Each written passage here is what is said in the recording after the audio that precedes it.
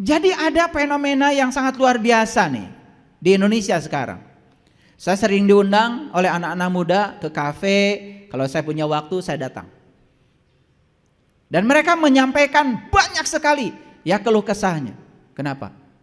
Banyak anak-anak muda di Indonesia yang memilih untuk tidak beragama. Setelah saya telusuri ke dalam, mereka bukan tidak mau beragama ternyata. Cuman mereka muak dengan lembaga-lembaga agama.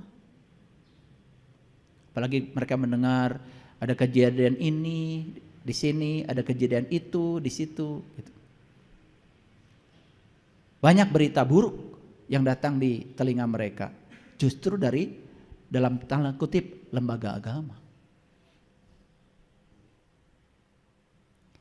Apalagi ketika mengajarkan konsepsi tentang Tuhan yang keliru. Coba bayangkan.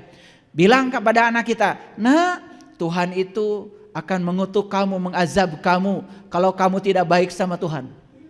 Dan Tuhan itu akan sayang sama kamu kalau kamu baik sama Tuhan. Pernah ngajarin gitu?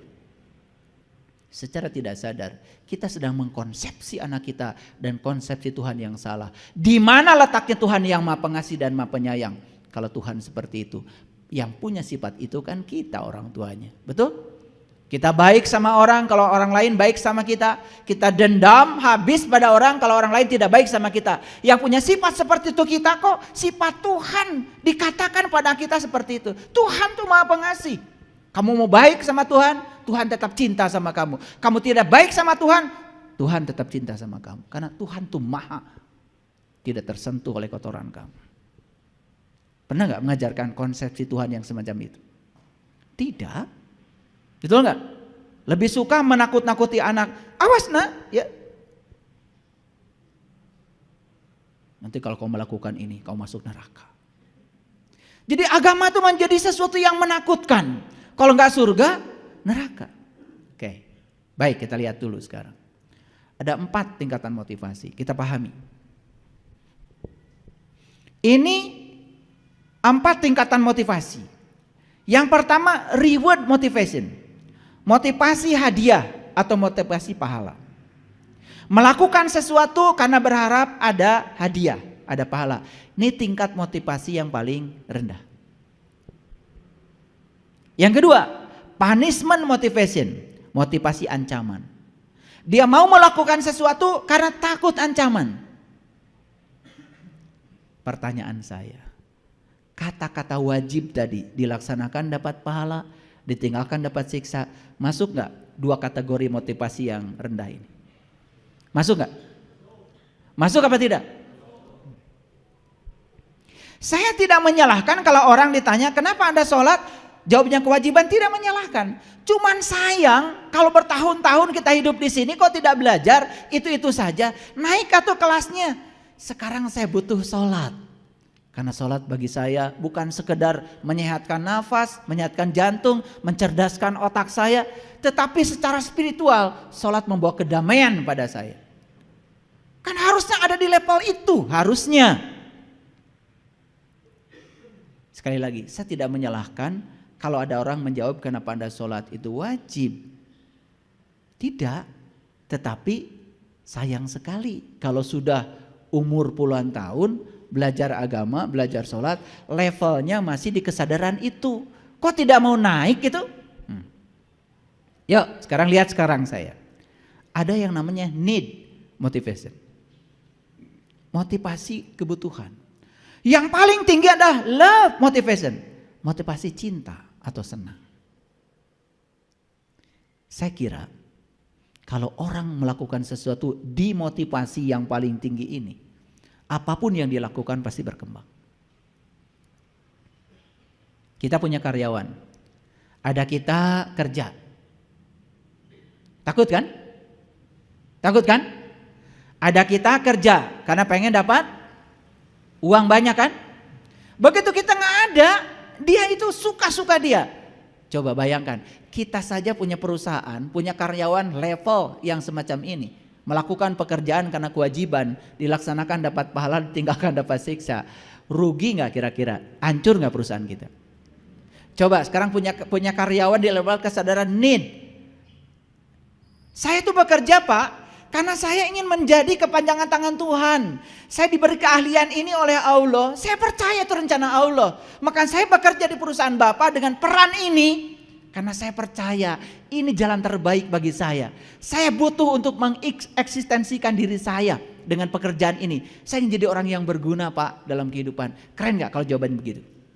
Keren kalau jawaban begitu? Maju gak perusahaan kita? Maju. Makanya di negara-negara yang beradab, kalau orang dites pekerjaan, dikasih tes psikologi, yang dites itu ini, kalau dia masih di level 1 dan 2, gak diterima. Tapi kalau udah masuk level 3, dia ingin eksistensi dirinya diakui.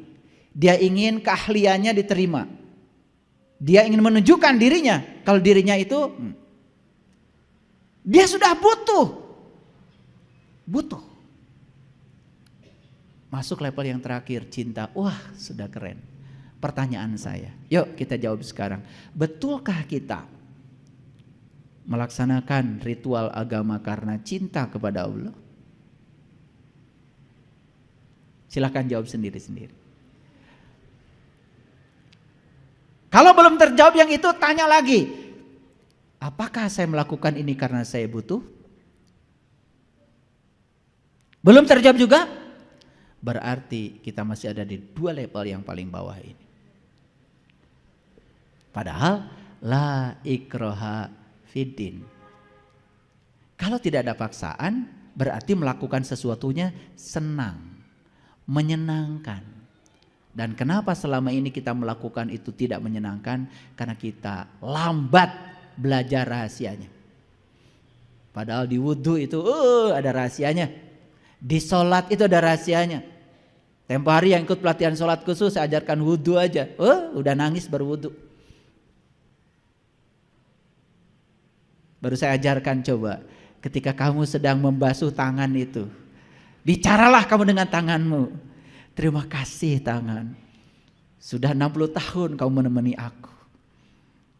Dengan kehadiranmu aku bisa makan, bisa masak, bisa berdandan. Bahkan ketika kancingku copot pun kau membantunya. Betapa peran jari-jari ini luar biasa. Pernah gak berbicara kepada jari-jari kita yang dibasuh ketika wudhu? Pernahkah berbicara itu? Hampir tidak pernah. Cuci. Wudhu, sudah.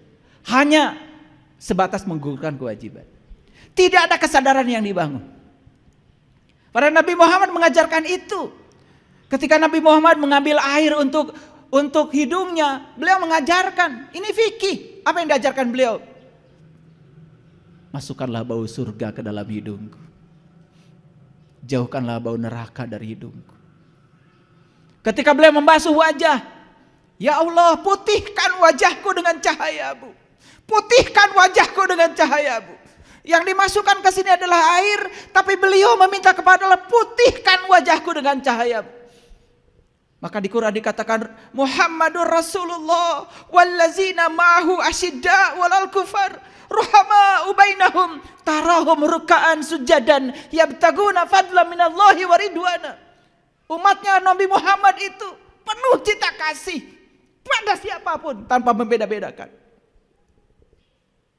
Bekas ruku dan sujudnya nampak di wajahnya. Wajahnya menyenangkan, wajahnya penuh persahabatan, tidak curiga. Penuh kebijaksanaan. Coba, orang lain pinjam uang sama kita, kemudian dia tidak bisa bayar, dia datang pada kita. Sebelum dia bicara, langsung kita bicara. Sudah, jangan dipikirkan. Sudah. Uang saya masih banyak, berkecukupan. Saya doakan kamu, semoga nanti ada rezekinya. Bahkan ketika dia tidak bisa bayar, sudah, jangan dipikirkan. Sudah, saya ikhlaskan. Nggak usah dipikirkan lagi kata-kata itu. Itu yang disebut dengan tarahum ruka'an sujadan yabtaguna fadlan minallahi. Bekas ruku dan sujud nampak di wajahnya. Bukan secara fisik. Maaf, bukan ini jadi hitam, bukan. Karena kalau ruku yang benar, sujud yang benar seperti yang diajarkan Nabi, harusnya ini tidak sampai berbekas. Harusnya. Coba kita nanti suatu saat kaji hadis-hadis tentang fikih.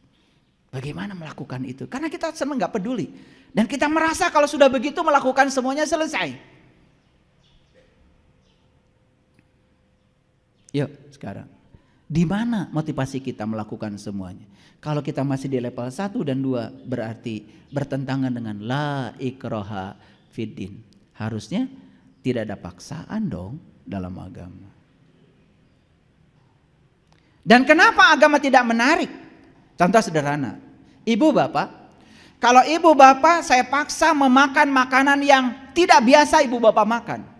Saya paksa. Muntah nggak kira-kira? Muntah nggak? Muntah. Saya pernah membawa teman saya ke restoran Jepang. Begitu dia lihat sashimi itu yang mentah, lari dia. Karena otaknya itu yang namanya ikan harus matang. Kalau saya paksa dia makan sashimi itu muntah, lihat saja dia sudah nggak tega. Nanya sama saya, Bapak katanya makan itu? Iya. Cuman ini kesini aja pakai kecap, udah ada wasabinya, antibakterinya. Nanti, wah, saya bisa muntah Pak. Ya udah, kamu cari warteg aja.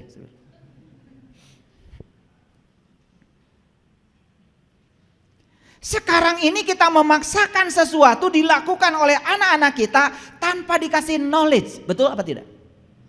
Betul apa tidak? Kamu harus sholat, kamu harus ini, harus ini. Kita sendiri tidak punya knowledge-nya.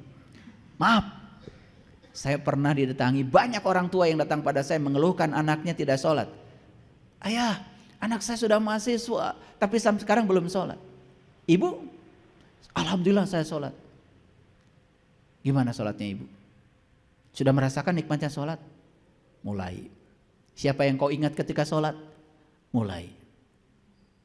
Saya bilang, kamu aja sholat cuman karena udah tua. Dulu juga kamu seusia anakmu gak sholat juga kan? Loh kok ayah tahu? Tahu dari wajahnya. Diam akhirnya. Terus gimana caranya? Perbaiki dirimu. Perbaiki sholatmu. Sampai mewujud sholatmu menjadi akhlakmu. Dan setelah wujud menjadi akhlakmu. Perhatikan. Anak-anak cucumu akan mengikuti sholatmu nanti. Kenapa? Ibu saya gak pernah marah di rumah. Karena sholatnya rajin. Coba sholat rajin, marahnya rajin. Siapa yang mau sholat? Ngikutin kalian. Ini saya bicara fakta. Oke. Sampai sini ngerti? Kita mau di tingkatan mana melakukan sesuatu? Mau di tingkatan cinta? Yuk. Kalau di tingkatan cinta, kelembutan, kasih sayang, buang semua. Kata-kata kasar, suruhan, paksaan. Makanya di Quran dikatakan yu'til hikmata may yasha wa may yu'til hikmata faqad utiya khairan katsir wa may yazakkaru ila ulil albab. Orang yang tingkatannya sudah ulil albab tadi, apapun perintah dia sudah bukan kata-kata, tapi bil hikmah. Semua dengan keteladanan. Makanya kalau kamu ingin merubah situasi, rubah dirimu. Kalau kamu merubah dirimu, situasi akan berubah. Ingin merubah pasangan hidupmu, rubah dirimu. Jangan merubah dia. Rubah dirimu. Introspeksi ke dalam. Saya percaya kalau kamu berubah, pasangan hidupmu juga akan berubah. Jangan terus keluar menyerang orang lain. Memaksa orang lain harus seperti yang kita mau. Jangan, stop itu. Berubah dirimu. Pasanganmu akan berubah. Berubah dirimu. Anak cucumu akan berubah. Coba bayangkan. Habis sholat marah-marah.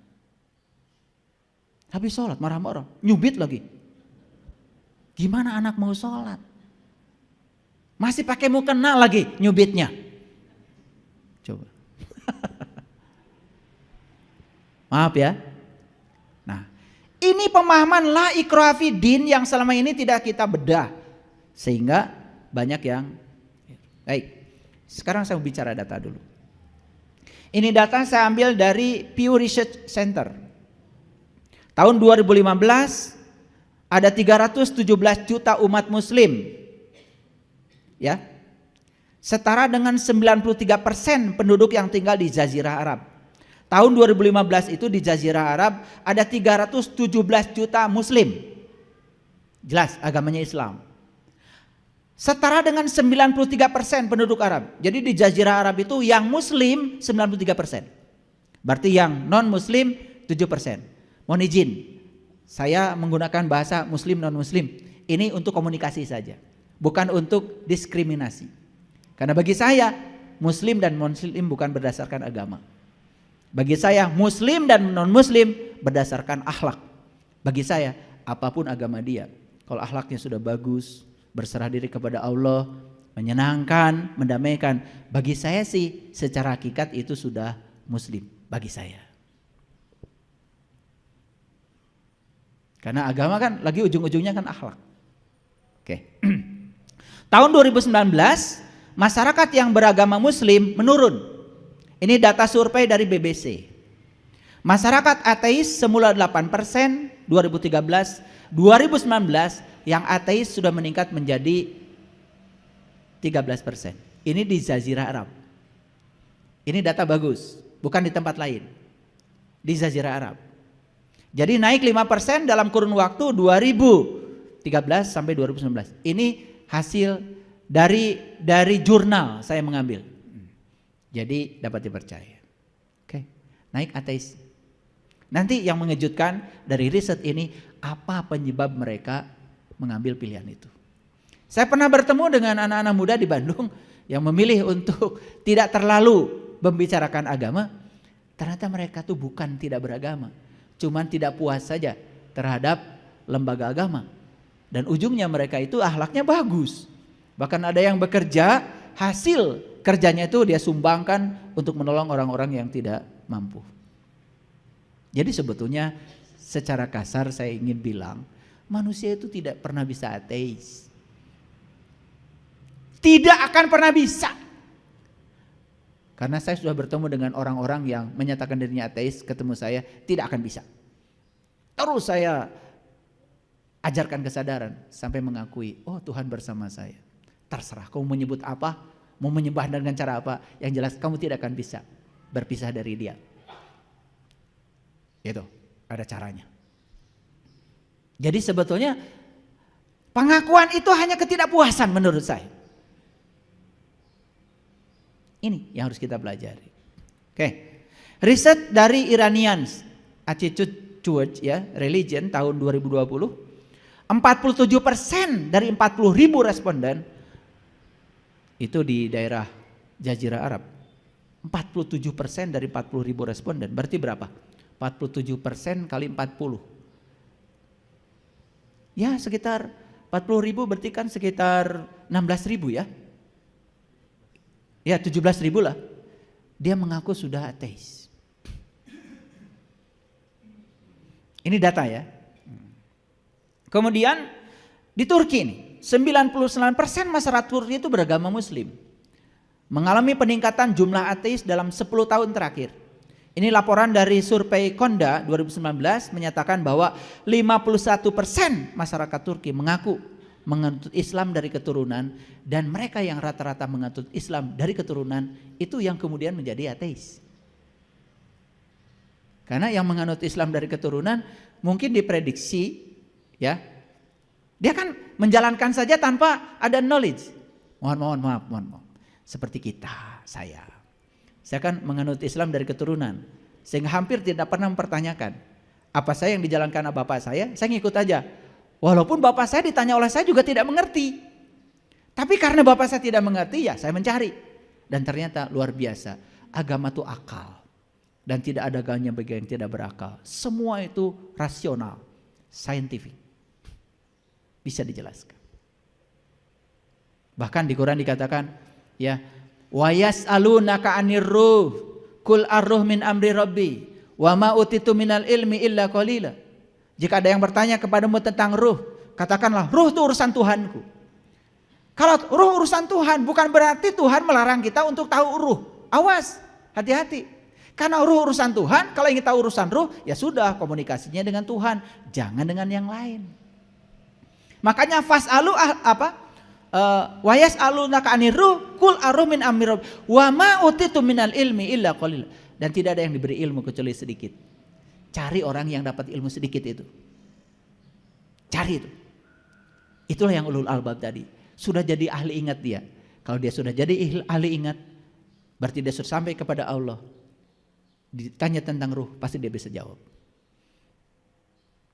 Itu batasan-batasan. Karena selama ini kan kita kadang-kadang bertanya pada orang, yang penting bajunya sudah meyakinkan. Baju itu gampang, 150%, 150.000 ke Pasar Baru. Wow. Jadi wali murid maksud saya.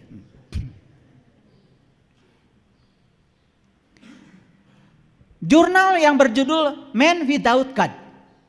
Itu jurnalnya itu The Rise of Atheism, Saudi Arabia, yang ditulis oleh Hannah Wallace.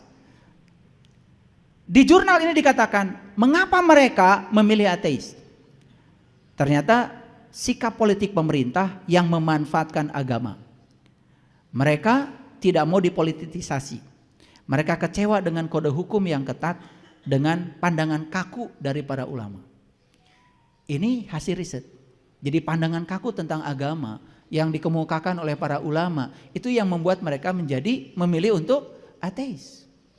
Nah, pandangan kaku, rigid, sehingga agama itu yang harusnya membebaskan, malah agama itu justru mengekang. Awas ya, kata membebaskan yang dipahami sebagai liberalisme, bukan. Jadi harusnya agama itu yang membuat senang, kan gitu, bukan membuat takut. Jadi kalau habis ngaji dengan saya wajahnya berubah, ya jadi penuh adrenalin gitu, ketakutan, berarti ada yang salah. Saya ngajarin agama. Harusnya agama itu banyak kesenangan, banyak dopamin, banyak oksitosin, banyak serotonin, banyak endorfin. Kenapa? Karena agama itu ternyata menyenangkan. Nah, kalian belum sampai di situ. Masih harus dibongkar itu, karena di alam bawah sadarnya terlalu banyak paradigma yang membuat agama jadi ruwet. Hidupnya jadi ruwet. Padahal fikih aja banyak ruhsohnya kan? Betul nggak?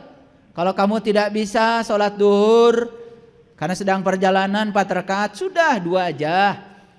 Kalau kamu tidak bisa, ya sudah asarnya tarik ke duhur 2-2. Itu agama tuh begitu luar biasa. Ruhsohnya banyak. Jadi kadang-kadang menjadi berat karena kita tidak punya knowledge. Jadi aja terbebani gitu. Ya. Nah, beban-beban itu akan menimbulkan rasa bersalah. Rasa bersalah itu yang akan membuat kita merasa tertekan ketika menjalankan agama. Oleh karena itu, gimana caranya supaya agama itu menarik? Mulai dari kita. Saya kalau menjelaskan agama itu ya ke anak-anak muda terutama yang kritis terutama, saya jawab. Akhirnya mereka itu seneng. Karena apa? Keperluan otaknya itu terpenuhi. Coba ketika tanya, Pak, Bu, kan yang kentut kan pantat, yang dibasuh wajah. Tolong jelaskan. Udah, jangan banyak tanya. Jalankan aja. Di situ akan ada pemaksaan kan? Karena dia tidak punya knowledge-nya. Pernah nggak tanya begitu?